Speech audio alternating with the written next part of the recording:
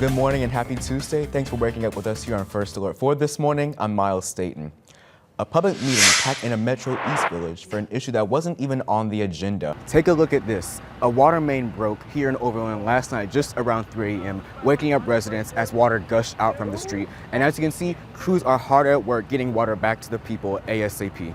Well, looking ahead, the Herman Antique Mall is opening its doors once again tomorrow after a fire last November.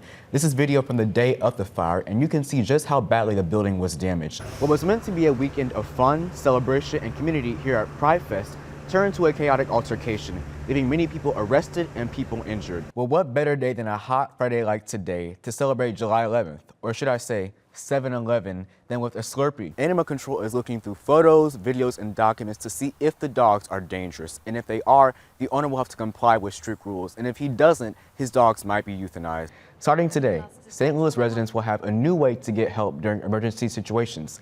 A new texting service will go live today at all 911 dispatch centers throughout the county. What's up, St. Louis? Summer is now in full effect, meaning it's time to kick back with a glass of wine and relax. But maybe you're wondering, what kind of wine goes best in the summer months during the St. Louis community? Now to a story that you'll see only here on First Alert 4. A West County bridal shop is closed for good. Yes, we've learned that owners are facing felony charges, accused of not giving people what they paid for. After going for over 3 years, the grass here on Iowa Avenue in Gravois Park looks more like a cornfield than it does grass. Well, nothing says summer like a delicious hot dog and a bun and a baseball game. The Cards might not be at the stadium today. However, you can still partake in summer traditions because today is National Hot Dog Day. The city police department, they told us that they would protect us if we did not close the streets this year. So to hear that it's our fault that we didn't have a permit when we were told not to get it in the first place is very confusing. That's the complaint from business owners like Clayton Higginbotham after a weekend of fun turned violent in the Grove during Pride Fest. Police were called to Manchester and Sarah Sunday night to break up a series of fights. Alderman Michael Browning, who represents the area, says that he was there.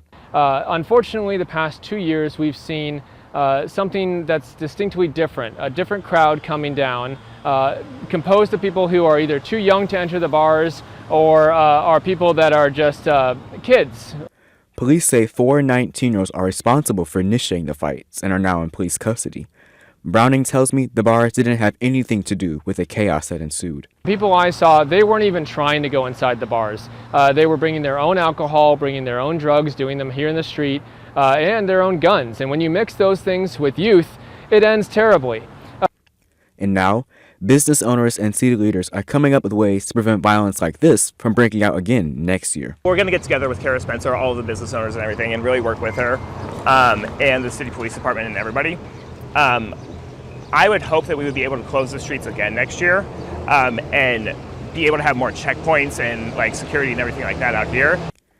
To create a safe environment for both performers and the community as a whole.